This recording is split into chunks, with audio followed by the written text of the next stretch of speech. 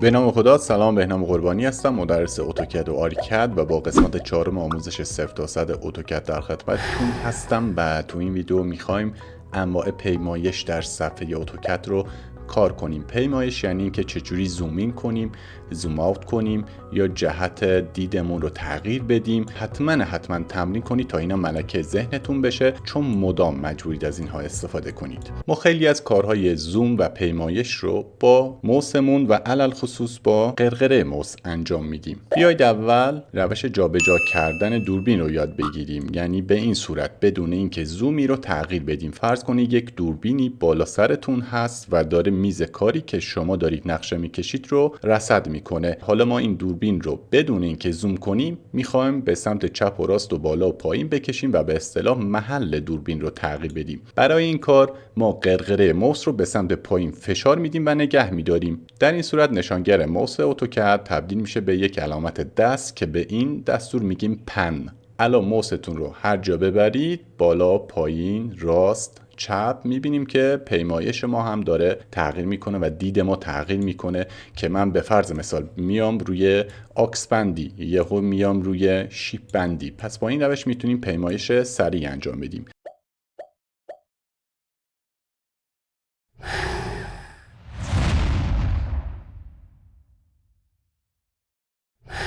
یه روش دیگه هم که هست استفاده از خود دستورش هست با تایپ P و زدن اسپیس.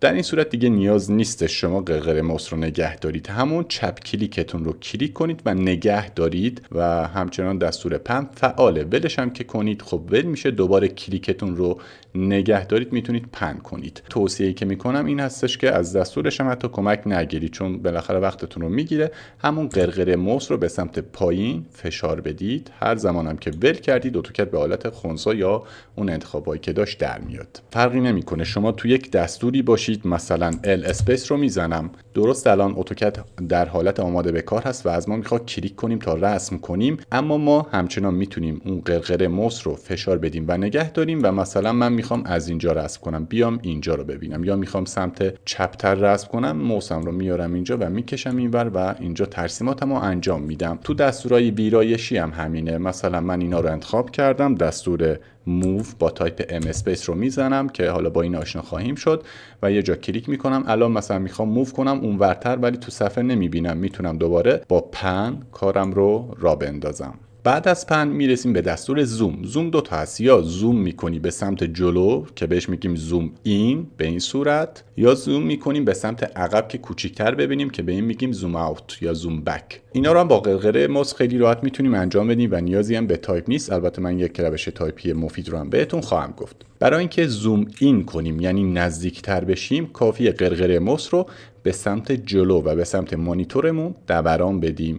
فقط دقت کنید تو دستور زوم و البته پن محل نشانگر موستون هر کجا باشه اتوکد اونجا رو میشناسه. بفرض من میام روی این پله، موسم رو نگه میدارم و زوم میکنم، اتوکد میاد به این سمت زوم میکنه. تو زوم اوت هم همین هست. الان میخوام زوم اوت یا زوم بک کنم، قرقره موس رو این بار به سمت خودم دوران میدم. ببینید اینجا هیچ فشاری نیست و فقط دوران هستش. یا مثلا میخوام اینجا روی این دایره زوم کنم، موسم رو اول میارم بعد زوم میکنم. ببینید داره در این راستا زوم این یا زوم اوت میکنه. شما بارها و بارها، شاید بگم در روز هزاران بار، دانسته یا ندانسته از این دستورها استفاده میکنید، پن میکنید، زوم میکنید. پس اینا رو حتما واسه خودتون یه چالش و تمرین درست کنید. مثلا من میگم که سری روی پارکینگ برو زوم کن، سری زوم میکنی رو پارکینگ. در همین حالت زومی که داری برو مثلا رو آشپزخونه، خب اون موقع پن میکنیم. برو نمیدونم تو فلان اتاق خواب، بیا اینجا پن کن،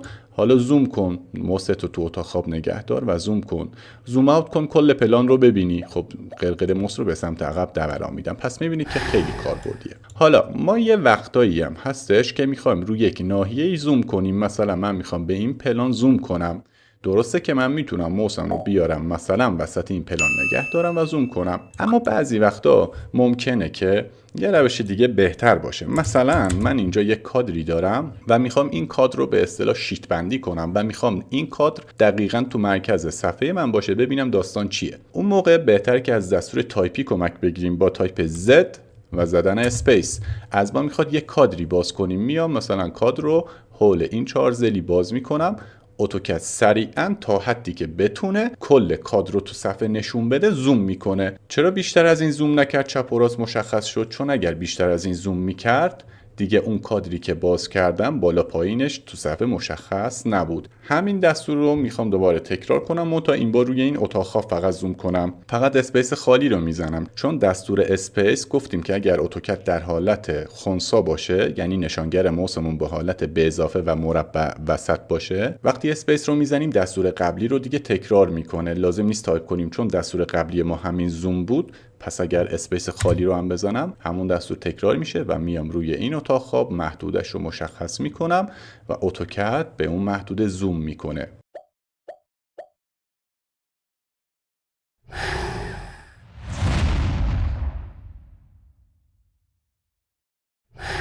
یه زومی هم که خیلی خیلی به درد میخوره اینجوری هستش که ببینید مثلا شما خیلی زوم آوت کردید و اصلا تو صفحه چیزی رو هم نمیبینید و میخواید هرچی تو صفحه هست تا حد امکان زوم بشه. اصلا دیدی هم نداری که مثلا ماوستون رو ببری روش زوم کنید یا یه کادری باز کنید زوم کنید. اون موقع یک دستوری داریم به اسم فیت تو ویندو یا زوم تو فیت. منظورش این هستش که من انقدر زوم میکنم تا هرچی تو فایلت داری تو این صفحه فیت بشه.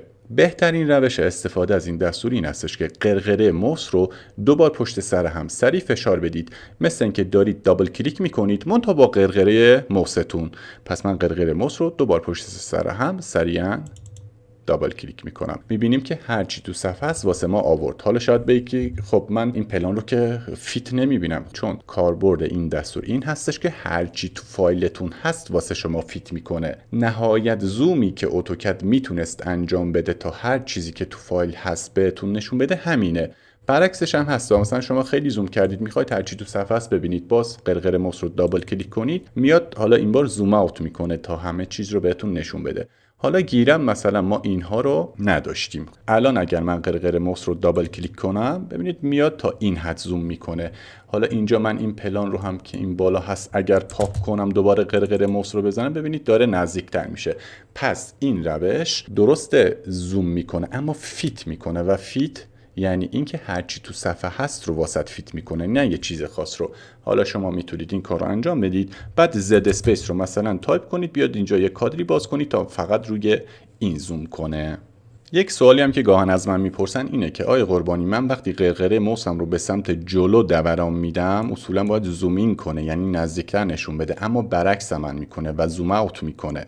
و یا برعکس وقتی قرقره موس رو به سمت خودم دوران میدم به جای اینکه زوم اوت کنه زوم این میکنه. این چرا اتفاق میفته؟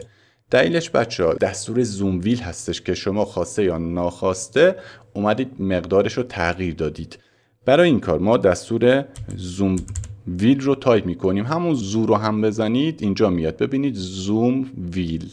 ویل یعنی چرخ دیگه، منظورش همون قرقره موس هست. این رو بزنید ببینید بغل نشانگر موس چی نوشته. میگه که آقا enter new value for zoom wheel، میگه یک مقدار جدیدی رو واسه زوم ویلت وارد کن. این مقدار باید 0 باشه تا درست عمل کنه. اگر 1 باشه و اینتر بزنید الان برعکس عمل میکنه. من قرقره موس رو الان به سمت جلو و مانیتور دوران میدم و اصولا باید زوم این کنه، درسته؟ ولی میبینیم که زوم اوت میکنه. حالا به سمت خودم دوران میدم، به جای اینکه زوم اوت کنه میبینیم که زوم این میکنه. من این رو دوباره برمیگردونم رو حالت 0. پس اگر این مشکل رو دارید این مسئله رو حتما چک کنید و 0 اینتر. الان درست شد. یه مسئله دیگه هم که هست این هستش که سرعت زوم چقدر باشه. یعنی من قرقره موس رو که به سمت مثلا مانیتور دوران میدم و این زوم این میکنه با چه سرعتی این کار انجام بگیره. معمولا سرعت پیش‌فرضش اوکیه بچه‌ها و تنظیمات پیش‌فرض اتوکد چیزی هستش که همه ما بهش عادت کردیم. اما اگر خواستی تغییر بدید میتونید با دستور زوم فاکتور این کار رو انجام بدید. دوباره زو رو من تایپ میکنم، اینجا یه دستوری داریم به اسم زوم فاکتور. این رو میزنید، عدد پیش‌فرضی که داره 60 هستش. حالا من واسه تست مثلا روی 3 گذاشتم. حداقل 3 و حداکثر 100 رو میتونید بهش بدید. عدد هر چقدر کمتر باشه سرعت زومتون هم کمتر خواهد بود و هر چقدر به 100 نزدیکتر باشه سرعت زومتون هم بیشتر خواهد شد که من حالا روی 60 که پیش‌فرضش هست میذارم و میبینیم که اوکیه واسه ما.